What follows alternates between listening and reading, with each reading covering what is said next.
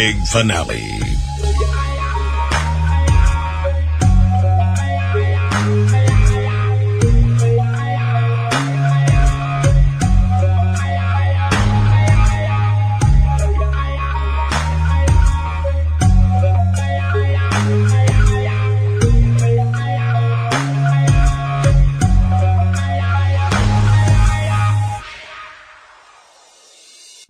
Welcome back to the big finale. For those of you keeping score at home, this is episode number 2. Episode 1, last week, right here at ipbn-fm.com, took a long look at the history of the big finale and the Bruce Collins Show. And if you haven't checked that out yet, I'd encourage you to go back into the archives at ipbn-fm.com and check out the very first episode of the big finale. I think you'll get a firm grasp of where we've been with this program, how long this program has existed, and the fact that we're going to turn it into something new in the upcoming weeks. Now, next week, we're actually going to look at a past episode. This episode, I believe, was recorded in 2008. Patrick Heron was one of our first guests on the big finale. His book was The Nephilim and the Pyramid of the Apocalypse. Now, this isn't the first interview that we did with Patrick Heron. We actually did many interviews in the early days of the big finale with Patrick Heron. Unfortunately, many of those first year episodes, if not all of them, potentially all of them, are lost. I don't know where they are now. Some people they may be in possession of. Who knows? It may just be a mystery that we'll never be able to crack. But I didn't save the old programs. I don't even save old episodes of the Bruce Collins Show. A few of them with some of the guests I've had that I was a big fan of when I was a kid. I've saved some of those interviews, but not necessarily specific shows. But the big finale, we had many interviews with Patrick Heron. This is one of those interviews, but I believe this one took place right around late 2007 or early 2008. That would be my guess. So in that regard, it was probably the, I would say, third, fourth, or fifth interview I had done with Patrick Heron at that point. And you'll see that there are some changes in the tone and quality of the presentation. For one thing, believe it or not, back then I was recording on a landline. That's right, I didn't have a mixer, I didn't have a microphone, and I wasn't using Skype. I was using a landline. My producer, and I'm not even sure, I believe he was in Alabama, now that I remember. I believe he called me, and he would call my guest, and he would connect us, and it would stream live through the internet through a website called fantalklive.com. But I was actually on a landline. So the quality isn't that great. I would never take this episode and reproduce it on AM radio. I wouldn't put it on the Bruce Collins Show. But since this is an IPBN-FM exclusive, and I will also probably put the archives on Fringe Radio Network, I don't have a problem with re-airing it. Again, it's a classic old interview that I did with the late Patrick Heron. Great guy. I wish that all of you could have had the chance to talk to him. He really loved the Lord. He had an evangelist's heart. And at always the interviews, even though we talked about things that may seem a little eyebrow raising, he would always, and we would always be able to bring it back to a salvation message. He really had a heart for God. I really respected that man greatly.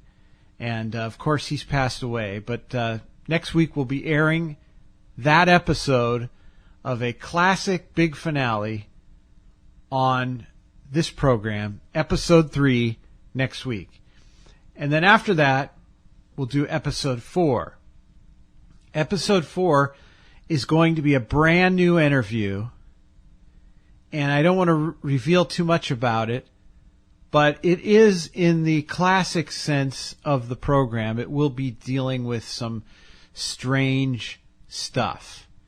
And then what I'd like to do is I would like to analyze the interview the week after that and start doing that type of a thing.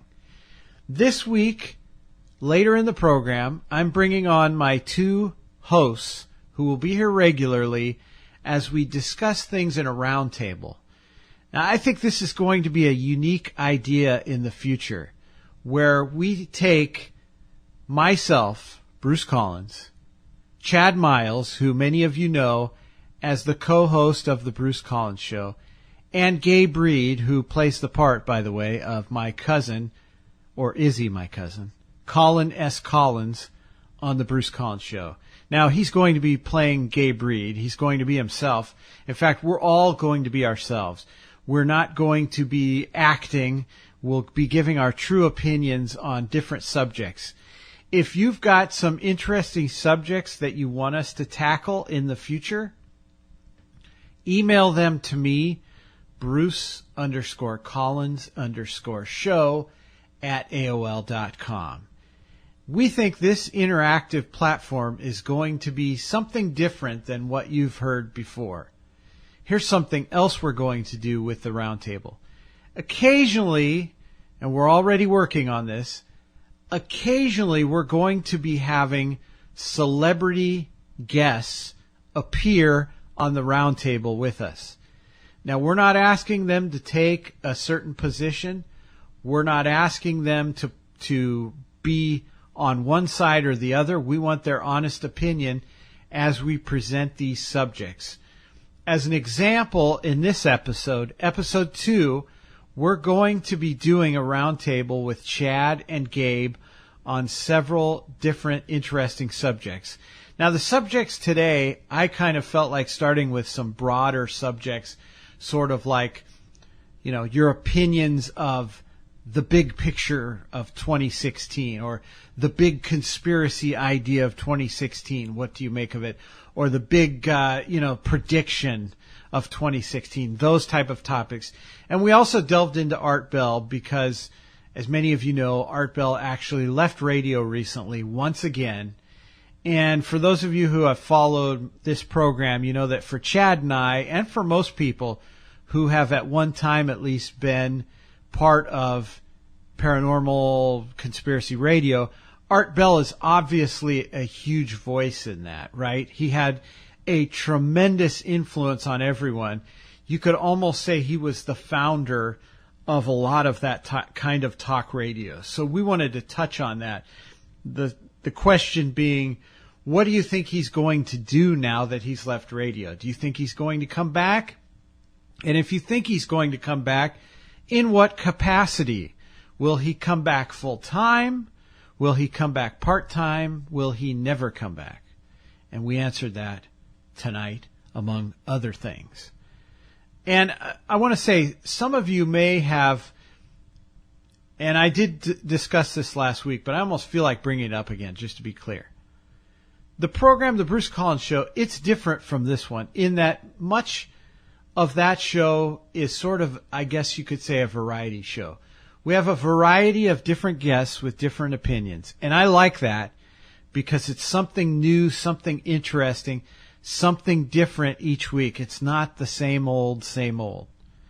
But we also have an opening segment where we try to keep things interesting. Some of you may like it, some of you may not like it. We think it's unique. We play a part. We sort of have a storyline going that's, I guess you could say, a fantasy storyline. And we just play with it. We just go for it, and we let things go as they're going. And so we've got this big, elaborate story going. And one of the things we brought into it was this story about a strange town in California that I had moved to. The reason we did that was not to deceive anybody, but we were trying to do a radio program like the classic radio programs of the 40s, 50s, and 60s, where you actually listen to an audio play, basically. And the play was going to be called Clapton Falls Overnight. And it was going to be about two guys that were fired from the radio station of Clapton Falls, and they start reporting on the strange things going on in this town. And it would be sort of like a big mystery, right? And for those of you who listen to the show, there was this symbol, an eyeball symbol with a beam coming down. And everywhere I went in this town, I would see this symbol. And when I would talk to people about it, they would have a strange reaction to it. So there was that bigger story, like what's going on with this. And I think even in one of the episodes, I came across a corporation like outside the city that had no business name, but it had that same symbol. We may actually continue for fun that story here on the Bruce Collins Show. We'll have to figure a way to reintroduce it, of course, because we've kind of stepped back. But what the initial thought was, we were going to move all of that into a new show that was basically, an audio, for lack of a better term, play. But there was so much work that I would have to do. I could do it, but it would take a lot of my time, and I just can't devote that much time to coming up with that kind of scenarios and those kind of storylines. But there would be like that big mystery over the whole show. And then you would have tiny ones, like somebody is murdered and you had to figure out which one of the townspeople, committed that murder. Or someone would report, there's these strange tunnels underneath the funeral parlor. And that would be a whole nother story that we would get into. So it would be sort of like little mysteries about a strange town. But we were never going to cross the line. It wasn't going to be about supernatural or paranormal things. It was more a mystery, because I very seriously didn't want it to get into some kind of weird over-the-line type of play. I mean, you understand that would be a problem. So we wanted to do something fun, but it wasn't plausible. And, maybe now that I'm thinking about it, maybe it wouldn't have been the right thing. Nonetheless, it was kind of fun to do those stories in the Bruce Collins Show. And like I said, we may come back to that. We do want to be clear, though, that obviously the whole opening segment of the Bruce Collins Show is for fun. And so we hope that people enjoy that. We don't want to purposely mislead people, obviously. But this show is also going to be a tremendous amount of fun, but maybe with a different take, a different look. And I explained that a little bit last week. So if you want, you can go back into the archives to episode 1 of the big finale. And you might say, well, why is he talking this long introduction and then he's going to introduce this roundtable on this program? And partly it is because we wanted to slowly bring you into this program on purpose. And we wanted to nail home the idea that we don't have an agenda, but that we are going to look at some of the weirder things going on today from an objective point of view. We don't make money off of this. We don't have a spin that we need to manufacture to try to make you believe something. At the same time, I also want to be objective. Whatever my feelings are about other people that I think might be doing wrong, I also don't want that to be the filter that I look at something and say something dishonest just because I disagree with maybe somebody's methods. I don't want to do that either. So I want to create a program that looks at all of this stuff, but you can trust it. Like, that when we do these types of shows, that we're not trying to sell you on something.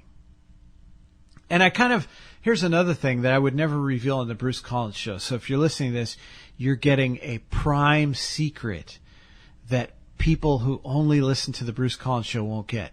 Have you ever noticed when I have a guest, I almost always say 2 things. Number 1, I say, well, it's great having you on. Now, I've never met most of those people, so I don't know if it's great having them on or not. But that's just my signature saying. The same is true. I also say, I highly recommend this book. Now, I will be honest, for the most part, I do look at all the books. I may not entirely read them, but I look at them enough and go through them enough that I can form questions surrounding the book, and I at least know the quote-unquote cliff notes by going over each chapter and knowing the high points. So I can tell when a book is really well researched and is really good.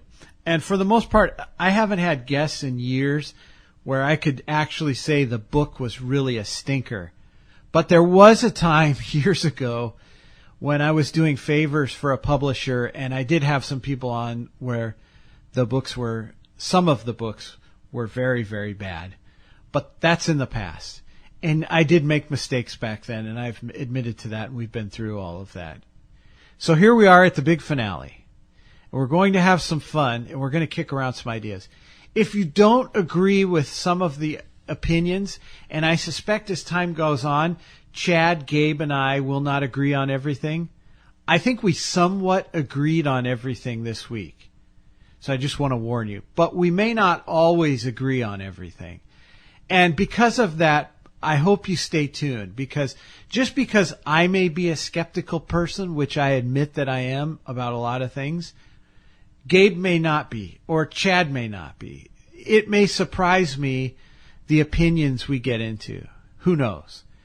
So that's why I hope you join us. I think it's going to be fun. I think it's going to be original. And now, the big finale, episode 2, continues with the brand new, trend-cutting big finale roundtable in a moment.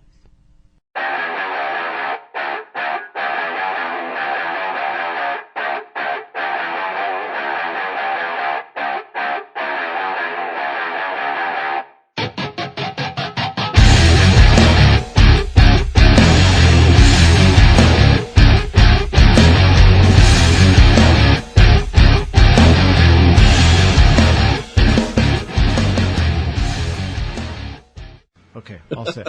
I think we're being upstaged by Colin S. Collins. I know we are. That was a shiny pot of unicorn gold. Yeah. Yeah. That was so funny, man. It's so hard to not laugh when you're doing that voice. It's so funny. Yeah, that's classic. Oh, brother. Okay, so on this one, we can take as long as you want, but we'll kick around these 4 different things, and I'll throw stuff in there too to get us going and all that. But okay, here we go. 3, 2, 1. And before I introduce my 2 co-hosts of the big finale, allow me to lay down some ground rules so that you know how this show will typically work every week. We're going to introduce a roundtable concept here. We may have guests on this show from time to time, and then we'll bring the roundtable in to discuss the interview. But a lot of times we'll discuss topics of interest and bring those subjects to the roundtable. If you have any subjects or topics that you want our roundtable to discuss, email us at bruce_collins_show@AOL.com, and we would be happy to consider it and then possibly to kick it around here on the show. Also, we may have a listener or 2 or a guest or 2 join us here at the roundtable from time to time to keep things interesting. That might be fun here at the big finale. And having said all that, let me introduce my co-hosts. First up, he's known as the Ayatollah of Radiola. Well, he's known as that for the first time here on the big finale. The Ayatollah of Radiola, Chad Miles. And of course, Chad Miles is also the co-host of the Bruce Collins Show. Hey, Chad, welcome to the big finale. Hello, Bruce. I am the Ayatollah of Radiola, okay? That's right. Excellent. That's a new one. Thanks for the new nickname. Like I don't have enough already. That's right. You've got a few. I've got and a few. now introducing our better half, our better third. Last but not least, the gregarious one, Gabe Reed. And I looked that up on Wikipedia, and gregarious means outgoing, has a lot of friends and all that. So he's the gregarious one, Gabe Reed. And many of you may or may not know this, but he plays the part of Colin S. Collins so well on the Bruce Collins Show. Hey, Gabe, welcome to the big finale. Yo. You've earned a spot at the round table. Congratulations. I feel so honored. Oh, wait, I guess we probably should leave Colin in the past. Was that Colin's voice I heard? It's hard not to be him, Bruce. Yeah, exactly. This, as I explained either in the introduction or in the previous episode of the big finale, depending on how long my introduction goes, I explained that this is the unvarnished show. We are as we are. On the Bruce Collins Show, of course, we have parts to play within that program, but we're just being ourselves here on this program. And we thought we would kick things around this week with a couple of roundtable subjects. One of them is Art Bell. And for anybody that does a fringe / paranormal type show, which I'm not even sure that's the direction this program is going, but certainly the big finale in the past, we had that as our sort of our motivator in the past. Anybody who starts off in that genre would have to say Art Bell is the father of it. He was originally doing conservative talk radio and decided he got bored with it in the early 90s and started turning his show into UFO discussions, and then gradually started bringing paranormal into it, and became an overnight sensation with Coast to Coast AM. Of course, he was the father of it. And then as time went on towards the beginning of the new millennium, he left the show for multiple reasons. He came back for a while. He left it again. His wife passed away. He left, and then he came back. And I don't know how many times back and forth he did that, but he came back in limited capacity. Once he was the weekend, I think Saturday night host, and then he would just come back for Ghost to Ghost AM and various other spots here and there. And then in, I believe, 2013, he made a big splash by saying he was signed up with Sirius XM. He started on Dark Matter. I bought a coffee cup. The show lasted about 6 weeks, and he was gone. And unfortunately, as a point of disclosure, I've never gotten rid of my SiriusXM subscription yet. I need to get around to doing that. That was 2 years ago. And so then he was gone again because he signed some kind of a non-compete disclosure, or non-compete, whatever it's called. And so then 2 years later, he came back on the internet with Midnight in the Desert. And now he's gone again. And so he has a history of leaving and coming back. So the question for our roundtable, for our discussion, the very first question, which seems apropos since he's the father of late night talk, will Art Bell return to broadcasting full time? Do you want me to weigh in first? Go ahead. No, not full time. I could see him coming back part time, but I think that he probably was telling the truth. I have no reason to believe he was lying, that there were some bad situations that were going on around his house. Having said that, I really don't think his heart's in it anymore. And I could see him coming back occasionally, unannounced, which is going to guarantee people like me are not going to listen to that show just on the rare chance that he might be broadcasting. But I don't think he's coming back full time. What do you guys think? I think he really, really, really loves doing talk radio. But I just think he's getting too old to do it. Yeah. You know what I mean? I think he'll try it one more time. I think he'll step away from it. He'll get kind of recharged. He invested a lot of time and money into a new home studio and some other things. So, and it depends if somebody can talk him into it or not. I think his desire is there to do it. I just think that he's just getting too old to do it. I think that's my opinion. So, do you think he was weighed by that more than the outside circumstances that were claimed? I think the circumstances just gave him an excuse to step away from it. Yeah. And and there might be a wild card factor in here. Maybe his wife just nagged him to stop doing it because he was spending too much time doing it, Yeah. I mean, that's also a possibility, too. And you know what else is a possibility? 20 years from now, his daughter may take the throne of late night. No, I don't know. I think I know what he is. What? He's the McRib of paranormal radio. He'll come back once in a while for a season. He's here, gets you a good taste, and he gets sick of it, and he leaves. People will pig And out. he'll come back again. That's right. People will. I need more McRib. That's right. People will pig out on Art Bell until they've had too much, and then they'll go listen to Nori until they bring back the McBell. For a limited time only, the McBell. That's right. Drive-through radio. Yeah, I tend to agree. What do you think, Gabe? Do you think he'll ever come back full-time? Full-time, no. Like I said, he's the McRib. He's going to come back. He's just going to dally in it, dip his finger in, and maybe cure his need. And you know, if the new host is smart, she'll include him on some of the regular decisions, so that he'll feel like he's part of radio and that he's mentoring her. That's smart to me. And who wouldn't want to be mentored by Art Bell, quite frankly?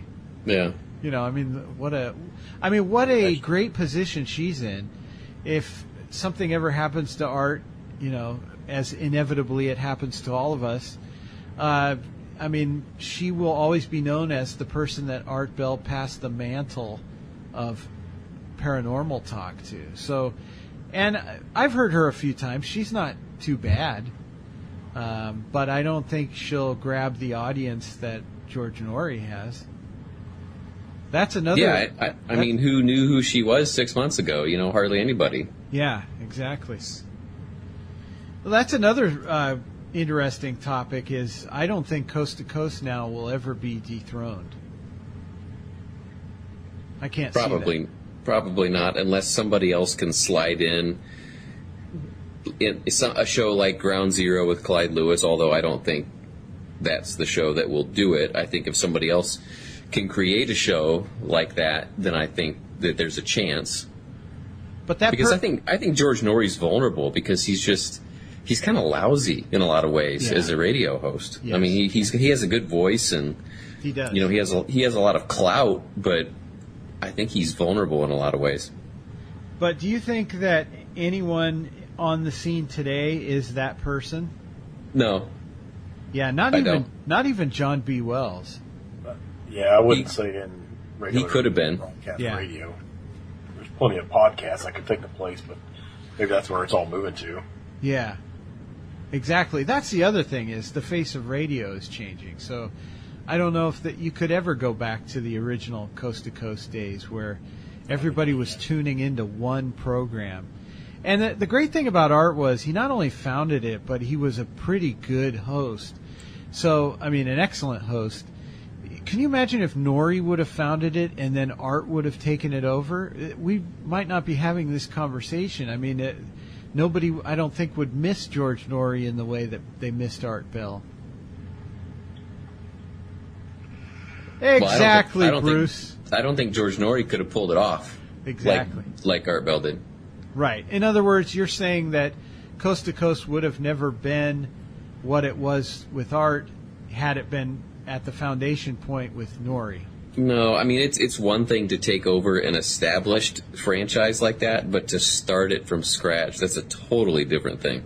Yeah. Totally different. It is. I agree. And so now you have all these Johnny-come-latelys, but I don't see, as you guys are saying, I don't see anybody actually taking that place today.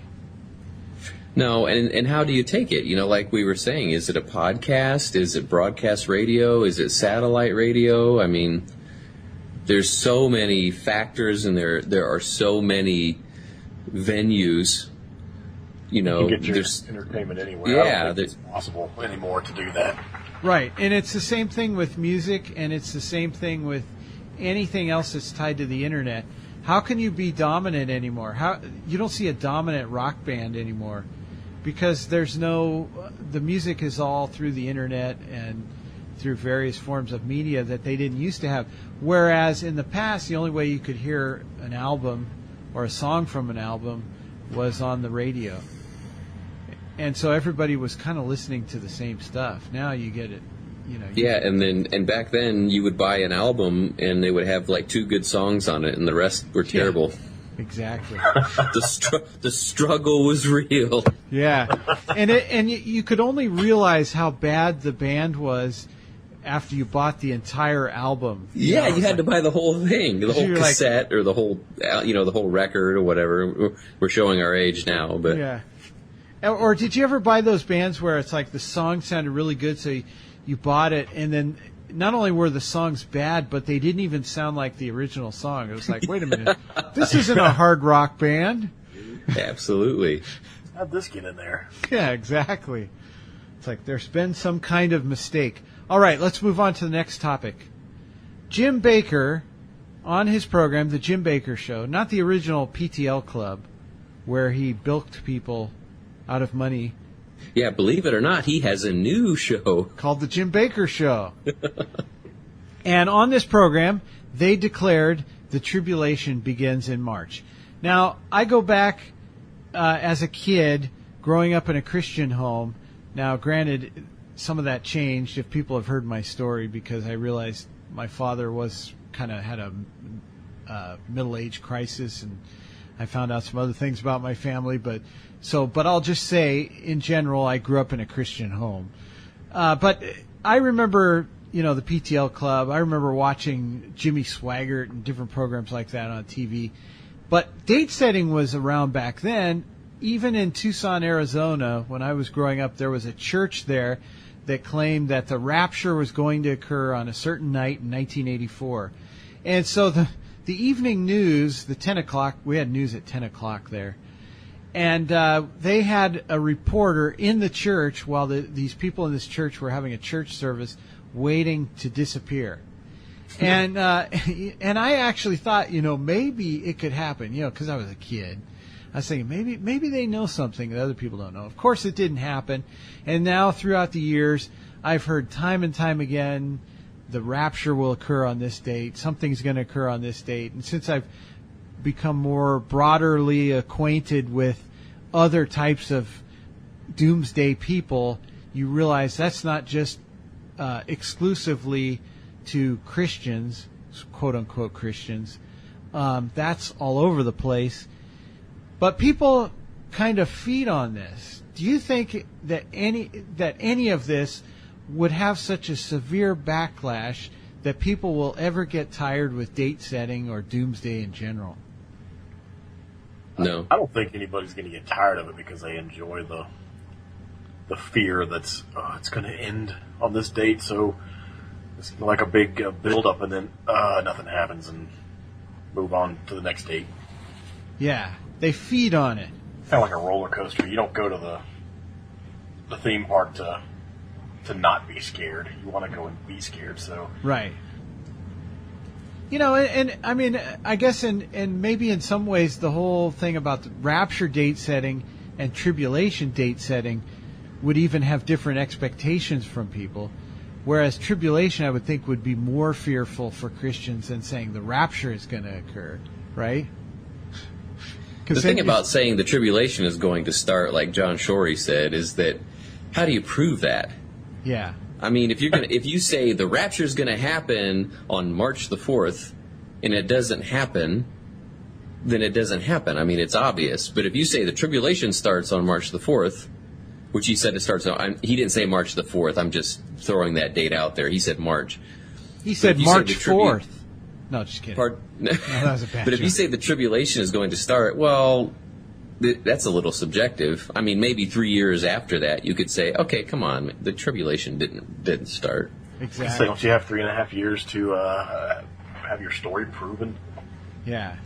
I mean, after all, one of the interesting twists in this, and if you go and you listen to John Shorey, when he says this, and this is a trend that I've seen kind of lately in these fringe Christian circles, is people are starting to say, well, if you question what I'm saying, you're really questioning God, and you're probably not right with the Lord. They'll say things like that. And John Shorey said it when he talked about this. The tribulation begins in March, and he said, look, if you start questioning things of God, then maybe your walk with the Lord isn't very good. But when they say, when you question, you're questioning God, when you're questioning what they're saying, which has, most of it has very little foundation in Scripture or in the Bible. Right. So if you look at the New Testament and, the disciples were very interested about the end times, and I think we all are, right? Right. The disciples were no different, and when they asked Jesus, or when they talked about the end times, there was always this warning: don't be deceived. You'll see it all through when they were talking about the end times. Don't be deceived. Take heed that no man deceive you. Don't be deceived. Paul, he writes about, if an angel preaches another gospel to you, it's not true. I mean, this is like strong language, but their deception was always at the center of what they talked about when they talked about the end times. And you look around and deception is just rampant right now. I'm not saying we're in the end times, Right. but if we're not, I think we're in the dress rehearsal, but that's just my opinion. But, deception is just off the charts right now. Right. But Chad, really, that doesn't sell buckets of rice, man. Come on. Yeah. And yeah, exactly. Now, that's a good point, because if you watch the Jim Bakker show, the new Jim Bakker show, they'll talk about how, like John Shorey, he says the tribulation is going to start in March, and they also talked about being prepared. And then you'll watch about 15 minutes of Jim Bakker's show, then they'll play like a 5-minute commercial to buy buckets of rice, buckets of food. They have solar generator, all these like survival, quote unquote, survival things. And it's just like you're shaking your head like, come on, could you be more obvious? It's craziness. Doesn't that cheese look good though? yeah, it does look good. Some of that food does look good. Though, you nailed it, because a lot of times if you're talking about fringe groups that are predicting dates or saying crazy things, and then they'll say, well, don't question it. They're usually, those people, I've noticed, got to that point by questioning mainstream Christianity. So it's funny to me, it's convenient for them to attack others, and maybe rightfully so. But then when people start questioning what they're all about, then it's off limits. Then it's ungodly. And the other thing is, you said that the Jim Bakker show is saying that the tribulation begins in March, which we know that to be the case. But I consider every time I watch the Jim Bakker show to be tribulation. and speaking of setting dates, a very smart person who has gone to be with the Lord, David Flynn, very smart guy, very nice guy. I interviewed him one time. He even predicted that the tribulation was going to begin in 2009, and the midpoint was going to be Christmas 2012, the Mayan calendar end date. That period was going to be the middle of the tribulation. So smart people can get these things wrong. It doesn't matter how smart you are. Stop setting the dates, But I realize that the topic question is, are people going to get tired of date setting? And I don't think so either. I think this stuff, the more ridiculous things you see out in the world, I see this stuff continuing. For instance, we're going to have a new president. Don't you think it's plausible that that person will be the next candidate as being the Antichrist? Yeah, I mean, it'll just keep going on. The big thing you're going to hear now for the next few months is Obama's not going to leave office. Yeah. That's going to be the big thing. Oh, that we're going to have martial law, and Obama's not going to leave office. He's going to stay in for in perpetuity or a third term at best. Yeah, exactly. Okay, let's move on. Topic number 3. What was the craziest, and I'll start with Gabe on this one, because I think he has a good answer. What was the and probably the right answer, but that's subject to debate. What was the craziest fringe topic of 2015? I'm going to go to the gregarious one, Gabe Reed. The Earth is flat, man. Yep. It's totally flat. Yes. It's like, I don't know, the sun is like, I don't know, like a hologram or... Yes. Gotta be. Flat Earth, come on, seriously? Yeah. Seriously? But all the planets, all the moon, the sun that we can see from here, look around. It's lies. Yeah, It's painted up there. that's right. Yeah, hands down, flat Earth, without a doubt. I agree. Nothing else is even close. But I'll tell you one that's pretty crazy, and it will continue this year, and it will continue next year, and as long as we're here, it will continue. Crisis actors. Oh, yeah. This will never end. Never. Yep, that's every time something happens. Yep. Yeah. Now here's one more. Planet X. It's coming. We're all going to die. Buy your bucket of rice. Yes. We go through that every couple years or so, don't we? The whole Planet X Nibiru thing. Yeah. But now we've got some scientific, some ammo for that one. Yeah. It's real. It's out there. Yeah, and I knew that was going to stir people up. Yeah.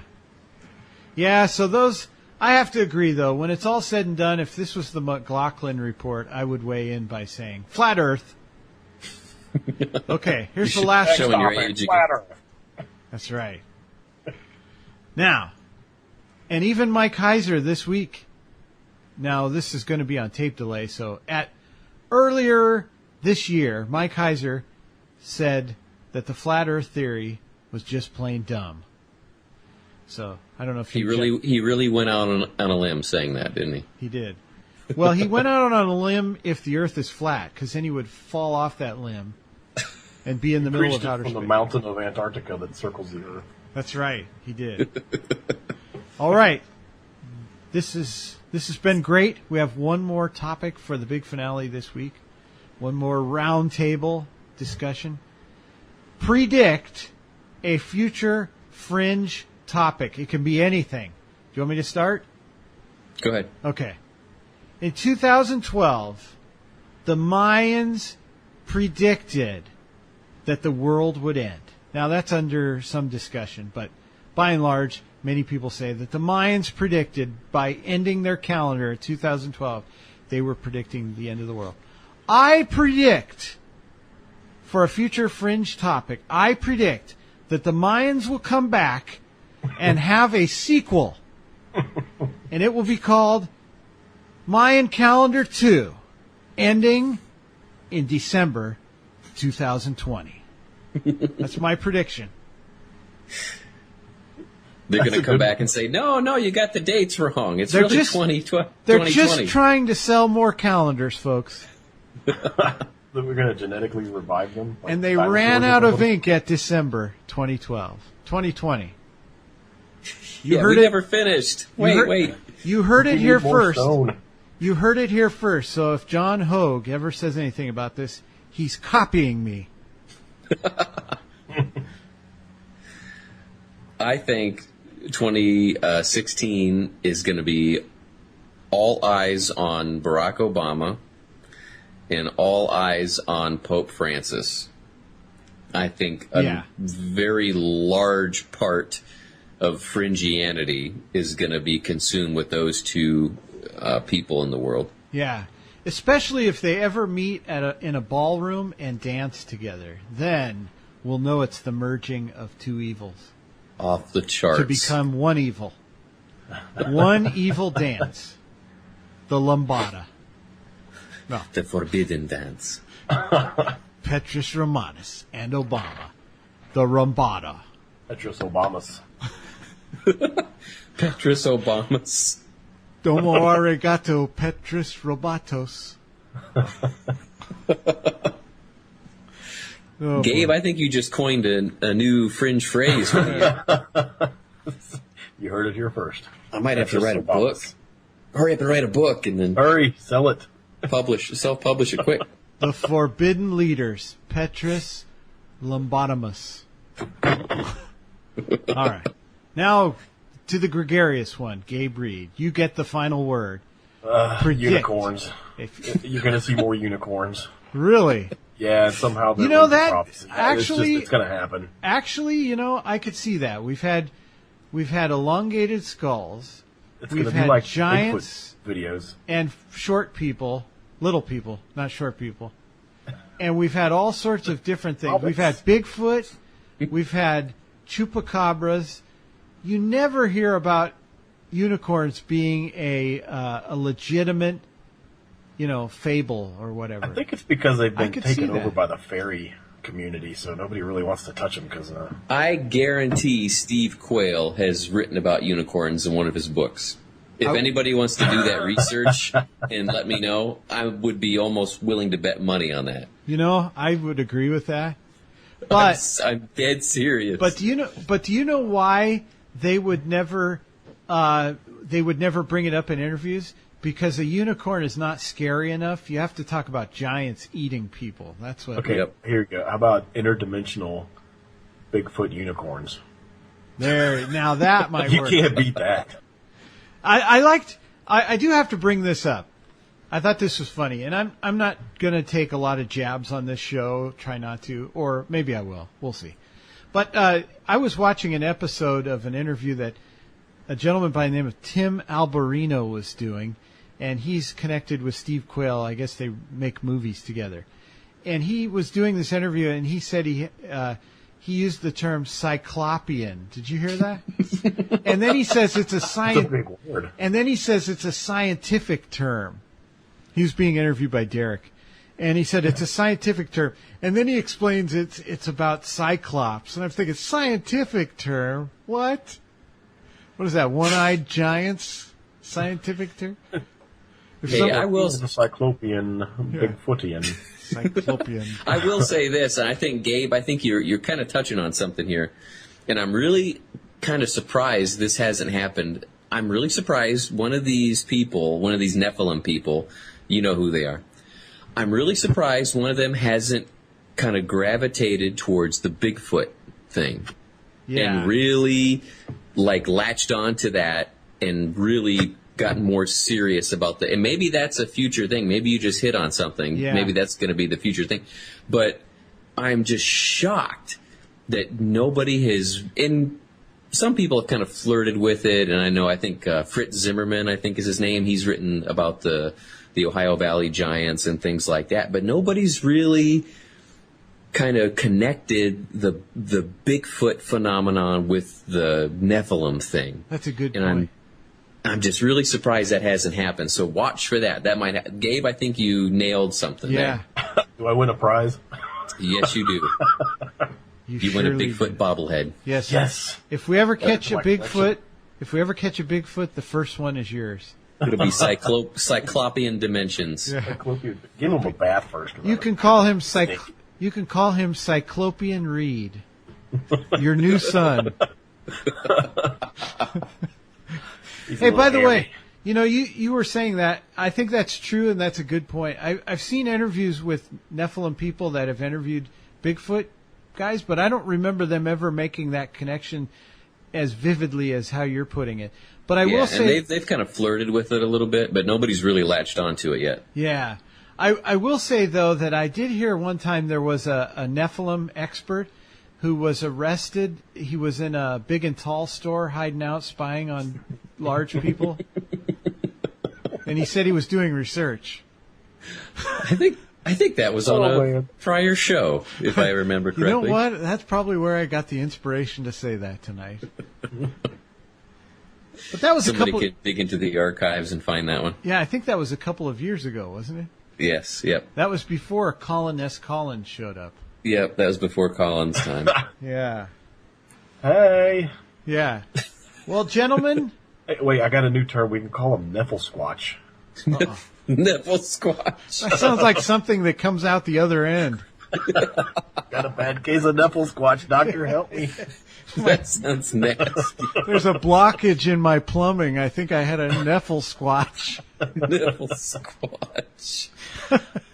Oh, my. I'm sorry you have a case of the Neffel squatch. Yes. Now, Is there a cure, Doc?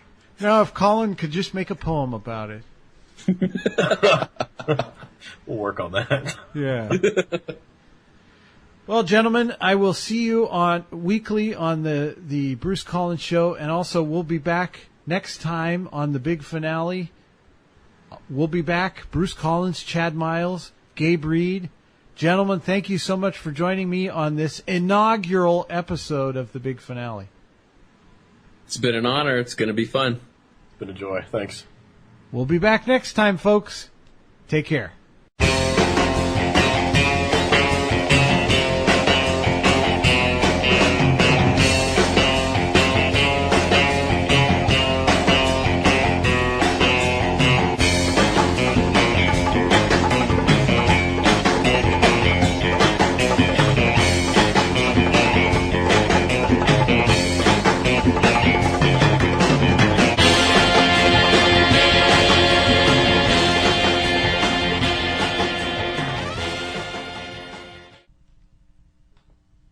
Thank you, ladies and gentlemen, for listening to the big finale. This has been episode 2. Join us here next week for episode 3 of the big finale.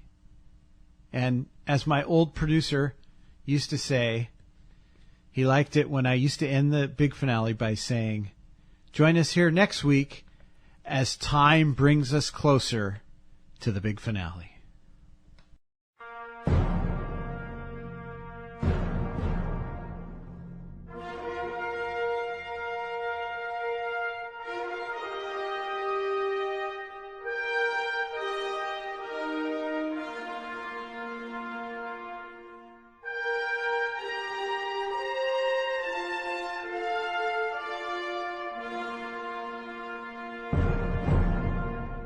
Celebrating 10 years of great radio, over 500 episodes, and over 500 hours of radio content. Thank you.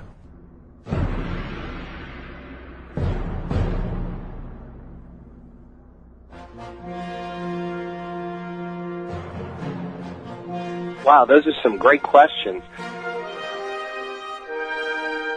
I did my homework on you, obviously, and watched some previous... Yeah, you sound like you did.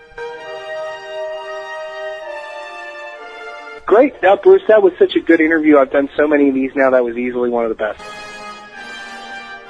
Great interview, Bruce. Thank you so much. This was an awesome interview. Thank you so much. You know, the ability, I've discovered in all the shows that I do and stuff, the ability to pack a lot of information in as an organization and, making up questions and stuff in advance. Yeah. And you're one of the few people who's ever done that. I wish more radio people would do it. A lot of them just wing it. You actually read the book. Thanks, Bruce. I really appreciate it. You asked really great questions. I really appreciate that. Bruce, it's been a pleasure. I really enjoyed this, talking with you. That's a good question. And actually, I'm really glad you bring that up. I don't know. That's a good question.